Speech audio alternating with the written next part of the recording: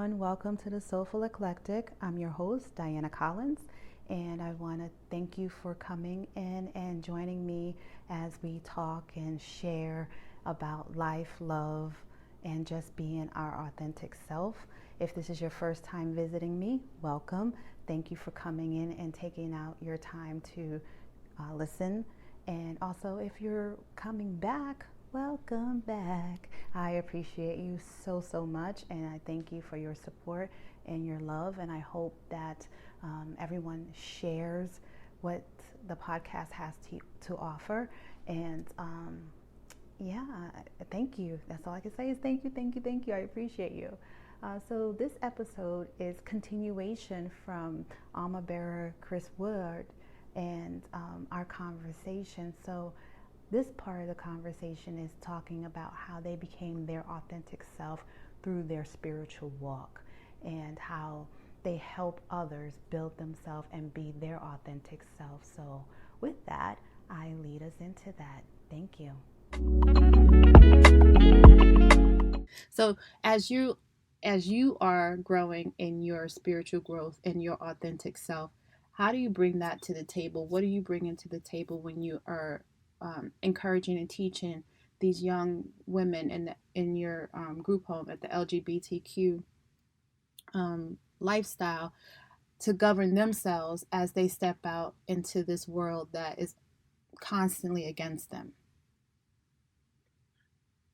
The thing about me is I've always been very transparent, and sometimes our lessons comes from our experiences, and basically having the opportunity to have one-on-one conversations with them to let them know that one, I care. I'm not one of the adults you have run across in the past, because the reason why they're there is because they had a lot of adults before them that had let them down. And I'm telling them, I'm here. As long as you need me, I'm here. Even if you leave here, I'm going to be here, because that's the onus of the relationship that I want to grow with them, is that they can trust me. Mm-hmm. And I'm going to be there for them. I'm going to try to do everything that I need to help them get to where they go, when they want to go. And also just being able to listen to them, because I feel the biggest thing that I get is that, nobody listens to me. Nobody listens to my concerns or what I want or what I need. So giving them that opportunity, and although I may have 1,000 things on my calendar, on my agenda, those little 2 to 3 minute conversations with them, a 5-minute conversation with them, means the world to them. Because I remember how I was at that age, and I wanted somebody to listen to me. And not take it for granted that they know certain things. Mm-hmm. So when I'm asking them things or asking them to do things, I'm asking them, do you know how to do it? Because if you don't, I can help you, Mm-hmm. and I'll show you. So the thing that gets them is that you're going to take time from your busy schedule to show me how to do this. Why not? Mm-hmm. If you need the help. And then just giving them a space where they have a room and board, they have food on the table, because a lot of times they're eating fast food. And I had to because we have a cook at my job, Mm-hmm. and I had to let him understand, because he used to get a little upset when the kids didn't eat his home cooked meals. Mm-hmm. And I said, you have to understand, these kids probably have been growing up on fast food, so they're not used to having Sunday dinner. Right. You know what I'm saying? Or dinner cooked every night, because they probably got frozen pizza or pizza from the corner pizza shop, or Chinese food or McDonald's. The hot dog They from don't know 7-Eleven. There you go. Sometimes they probably had chips for dinner, because that's what they wanted to eat. Their parents said, listen, that's what you want to do, that's what you want to do, because they weren't in tune. For whatever reason, their parents were not in tune with them. That's the reason they ran away from home. Either it was abuse, either it was neglect, the combination of the two, or something else. But whatever the reason are, they're here. Mm-hmm. So we have to kind of go to what they like. So we started to do Taco Tuesday. We started to do like breakfast for dinner and things like that. And these are the things that they like, as opposed to them having, turkey wings and cabbage and rice. Right. Like, what is a turkey wing? Why is the chicken wing so big? You know, they don't know what that is. They have no clue. Exactly. Let's gradually get them into that part. You know, you know, having spaghetti and having chili and having sloppy joes and stuff, because that's what they know. Although it might not be the most healthiest, but once you start introducing them to those things, then you can gradually get them to maybe eat a turkey wing or so, because now they're like, oh, this is something different, something new. Exactly. So, you know, the trust in that part, and also just creating a space for them, because we have a house. So we have a lounge, and I just put some really oversized leather chairs in there, and there's a big screen TV, and there's a PlayStation 5 in there, and there's just things that, you know, they need. And we have the ping pong table, we have the backyard, we have places where they can sit, and, you know, I went and bought a projector screen for the backyard. So just trying to get them in, like, you know, outdoor grass games, just trying to get them a sense where they are comfortable and enjoying their space and what they're doing. We have a computer lab with like 10 computers. I mean, listen, I wish I had that. You know what I'm saying? Like, you know, I don't pay no rent. I get my own room. You know, I get 3 meals a day and snacks in between. And I get to play PlayStation whenever I want. I get to go hang out in the backyard and hang out. You know, these are some of the things that they haven't seen or they haven't done. And the only thing I have to do is make sure I'm in here at 11 o'clock at night. I could go out and hang out all day long. And on top of all of that, we're like 2 minutes from Coney Island Beach. Oh, wow, yeah. So how great is that? Right. How great is that? I get to be by the beach all summer long, and if I want to be there, I can be there, you know? So. And I got somewhere to go home and lay my head down that's safe at the end of the day. Exactly. And I don't have nobody bothering me. I don't have nobody pressuring me. We have some good young ladies. They all, it wasn't like that in the beginning, because, you know, there's always a test and there's always a trial with everything that happens. Right. You know, we did have a rough time, but now we actually have some young ladies there that they all get along. They'll cook for the whole program sometimes, or they'll barbecue out. They hang out together.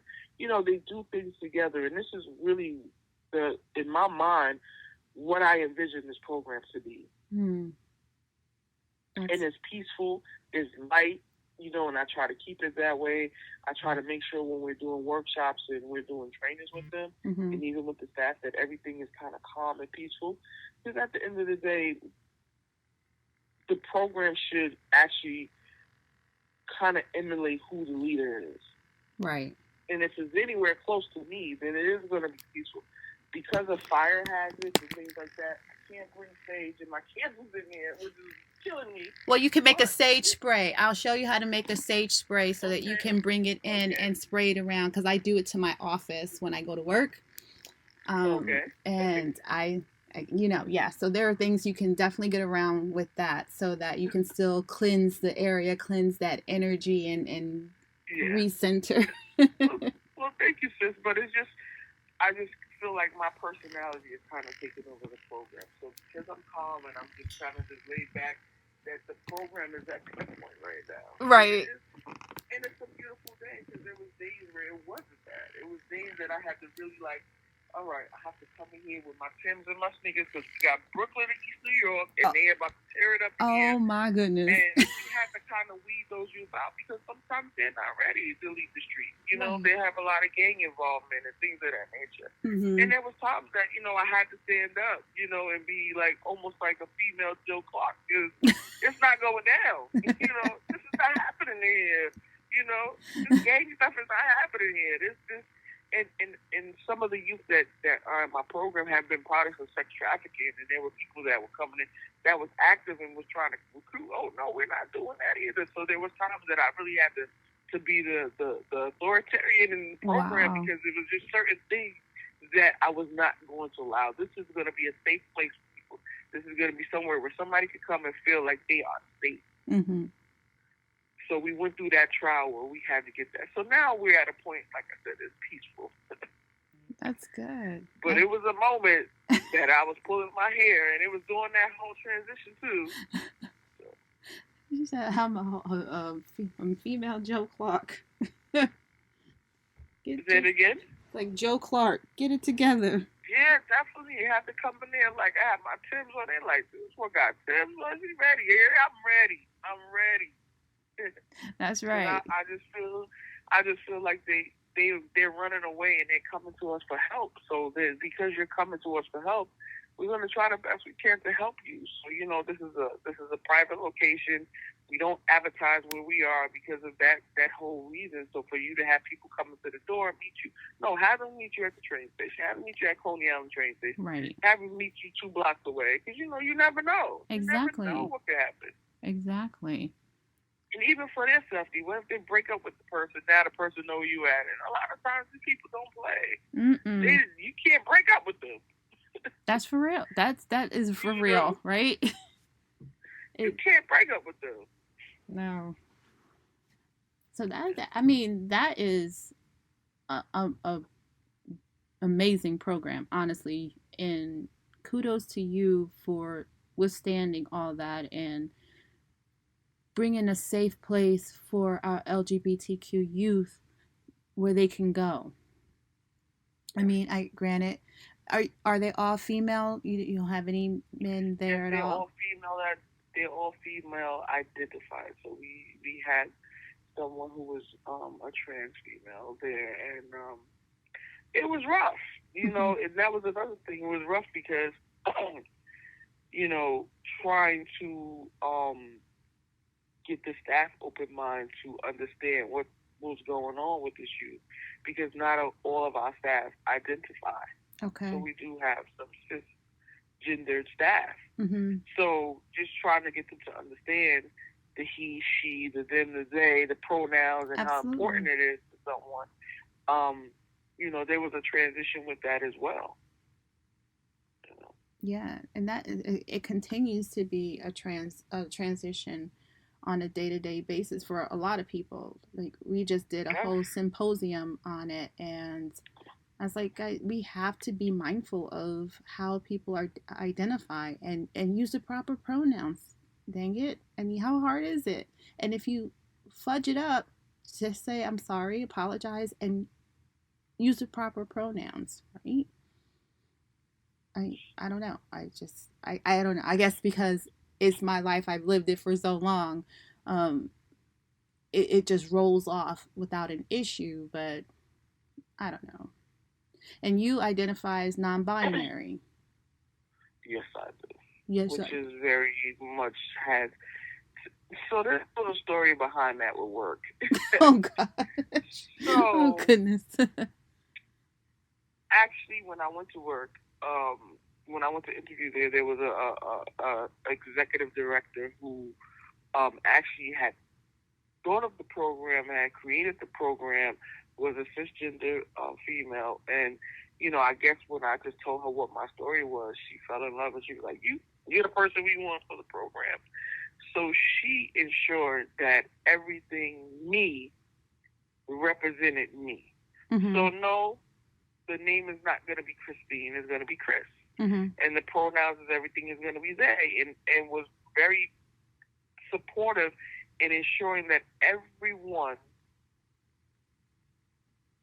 honored that. Mm-hmm. So it was a good transition, everything was good. But probably a year in, our agency merged with another agency.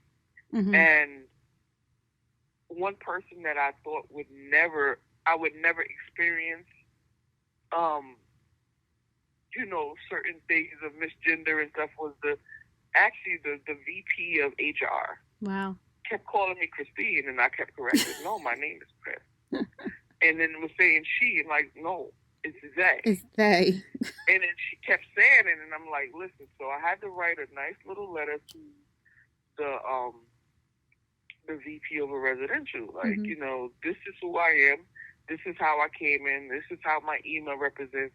And this is how people at this agency respond to me and call me. You know what I'm saying? Mm-hmm. And now I want you guys to understand that this is who I am and this is how I want to be recognized. Mm-hmm. And I don't have a problem with going to my lawyer to get this done. Wow.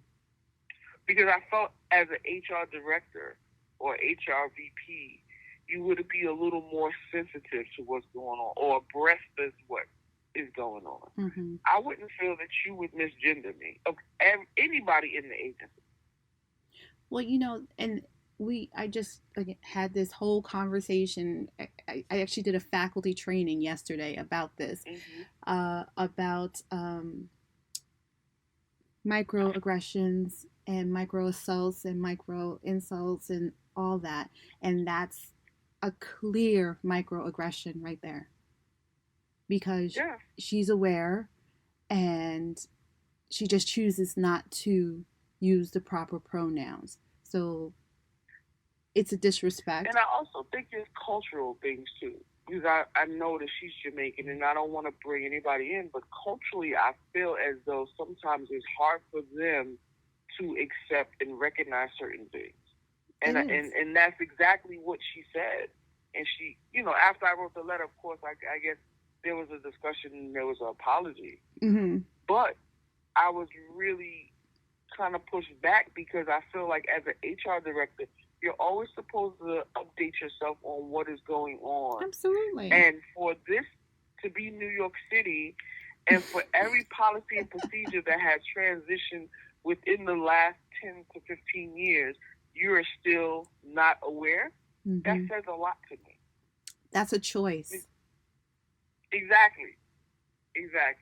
Yeah, that is. And from this whole thing, there was a committee, inclusivity committee, created where the agency is starting to look at policies and procedures, create policies and procedures to protect all staff members who identify as LGBTQ plus, IA plus.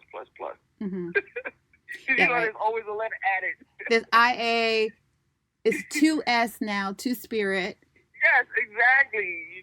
There's the Zir and everything, and right. So it's always something added. So, the committee has done some wonderful things. It has really did a Trans Awareness Day. We had World AIDS Day. We had certain activities that came from this, but it's not done. I feel like this is just the icing, just to kind of keep me quiet, I guess. But there's so much more work to do, and I'm open to being a part of a committee that's going to be about change in the workplace. Absolutely. So I'm excited about what comes about, because I feel like there's so much work to be done, because there are youth that's going to come into our program that identify. There's going to be staff that's going to be coming, and they need to feel safe. Mm-hmm. Absolutely. And the agency needs to create those spaces where they can. Absolutely. And I think that's where a lot of agencies and businesses are transitioning into. I just know just from the college here, that's one of the big things of having inclusive teaching and being more diverse on our campuses, because 90%, we just went through the numbers, 90% of the population, the campus of the students are white. You have maybe a small percentage that are Native, and then another 14% that are African American, and then the next largest percentage is the Hispanic. So, the Black population and the Native population are the smallest population to not only enter into college, but enter into and complete. So, yeah, those are those changes that we are going to be making for the rest of our lives, I feel. I don't think we'll see it to completion in my lifetime, unfortunately. But the thing about it is they're acknowledging it and they're attempting to make strides, as opposed to an agency on a pushback. Because I was very well ready to go contact my lawyer to listen, this is what I need. And fortunately enough that they were able to respond. And I'm not going to sit and say that the whole agency is 100% accepting, Mm-hmm. but at least they're getting there. Right. They're getting there. Right. Well, that's awesome. And I became an LGBTQ instructor just so that I can bring awareness and teach a lot of people who do not know, how to be supportive of people who identify. Because, it doesn't take a lot, but there is a level of respect, and there's a level of certain things you can and cannot say, or even in a joking way say. Right, because it goes back to that microaggression behavior that everyone, I don't even want to say just one group of people put out there. Everyone does it. And sometimes unknowingly we do it. So it's all of us taking accountability and being mindful of what we say, how we say it, and being noticing and being present when we say things to other people that it can be perceived in a negative manner. Even something as simple as asking somebody where are you from can be taken negatively, especially if they're from another country, because they think you may be ready to attack them. And you can just be coming from a place of sincerity. It's like, yeah, I want to know where you're from because I might want to visit there, kind of thing. So, and that's just me, because, I ask everybody where you're from because we like to travel. We like to go different places, right? So I like to meet people from different places because I want to see outside that tourist area about your country. So it's just those little things that I think we all have to be mindful of, and that we all have to realize we are human. We all deserve a certain level of respect and dignity in life. And no matter what color you are, who you lay down with, who you pray to, it's all about human kindness. Just being kind and respectful. It's true. It's just that simple. Maybe it's too simple. Maybe it's just too simple, right? Yeah, so that's wow. You're doing a lot. Thank you. Yeah. My plate is full. No, but it's true. You can't complain about a full plate if you're hungry. Right. You can't. No, so I want to thank you for that. That you're doing some great work, and honestly, anytime you are looking for a soul to help out, chip in, I'm there. Thank you. So as you see, the life of a spiritual guide never ends, and it just continues, and we just pick up the journey and share and build our village as we go along. And that's what it's all about, building up everyone who, no matter what life they walk, and just helping them see their true self, their true potential, and just being their authentic self, and helping them along there in that journey. That's what it's all about. And that's the purpose of me developing this podcast, is to help those who may need it, who need to hear it, get that boost, that lift, to help lift them. And that's the purpose of me having Chris and all these other guests, Ona, everybody come on and just talk about their journey, because something in this journey is going to lead us forward. So as we phase out, I want to say thank you all for joining me. Thank you, Chris. And part 3 will be coming up soon, so stay tuned for that. And I look forward to hearing from everyone. Please send me your feedback. You can find me on Facebook, Soulful Eclectic. You can find me on Instagram, the Soulful Eclectic.